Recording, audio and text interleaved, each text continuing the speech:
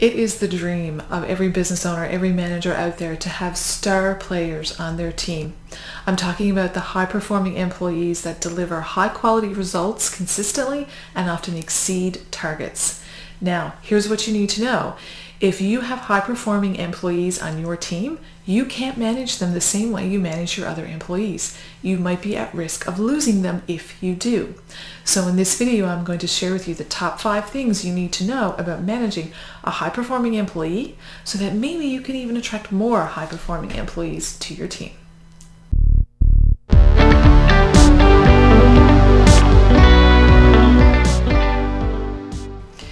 So here's the first thing you need to know about managing a high-performing employee that you might be lucky enough to have on your team. For starters, you cannot micromanage them. If you have a good employee who consistently produces top quality results, exceeds targets, looks for more challenging work to do, and they're always producing good work, micromanagement will feel like punishment to them. And why wouldn't it? Here I am doing a great job. I always exceed results. Why do I have someone watching over my shoulder? It can really reduce the morale of a high performer, and you don't want that. You got to save that micromanagement for the employee who perhaps isn't doing as well. It might need a little more guidance, might need a little more training or coaching. But you want to assign good work to your high performer and let them run with it because they've demonstrated to you that they're trustworthy and that they can do the work. Don't micromanage a high performer. The second thing that you have to be sure of is that you assign challenging work to a high performer. People who perform at a higher level can get bored really quickly. So you have to find this balance between consistently giving them more challenging work to do, but not to the point where they might get burnout. Okay, you don't want to burn out your high performers because then, you're shooting yourself in the foot. You're losing the best players on your team.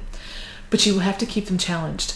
So you're going to have to check in with your high performer on a regular basis to say, is the work challenging enough for you? Is this enough to motivate you? But are you feeling okay?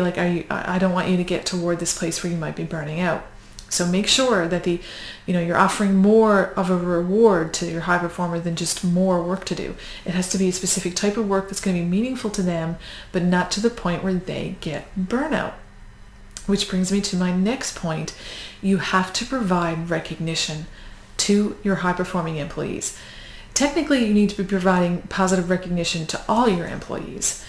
But the high performers, if they don't get recognition for going above and beyond, if no one notices that, they too will become demotivated and their performance will start to drop off. And you want to sustain that high performance. So make sure you're recognizing them and appreciating them out loud, for the work that they're doing and for going above and beyond. They need that recognition. Even if they don't say they need it, they do. The fourth thing you need to know is that you have to give good quality feedback to a high performer. A lot of managers are not giving enough constructive or positive feedback to their employees. But high performers always want to improve. Even if they're already doing everything really, really well, a high performer still wants to know how to get to that next level. So you have to give good quality feedback. You're doing all these things great. Here's where I see you can get to the next level. Give them quality feedback. The last thing that you need to ensure for your high performers on your team, let them know they're valued. If you're treating all your employees the same, even the ones that are operating at different levels of performance, that's not going to be very encouraging for a high performer. A high performer, just like the recognition piece I just mentioned, a high performer wants to understand the value that they're bringing to the team. And they want you to tell them that you see the value that they bring to that team. Maybe even give them a chance to mentor other performers or coach other performers on your team to get them to their level. Because typically a high-performing person maybe wants to take on more of that leadership role as well, and give them the space to share what they know with some of the other employees on your team.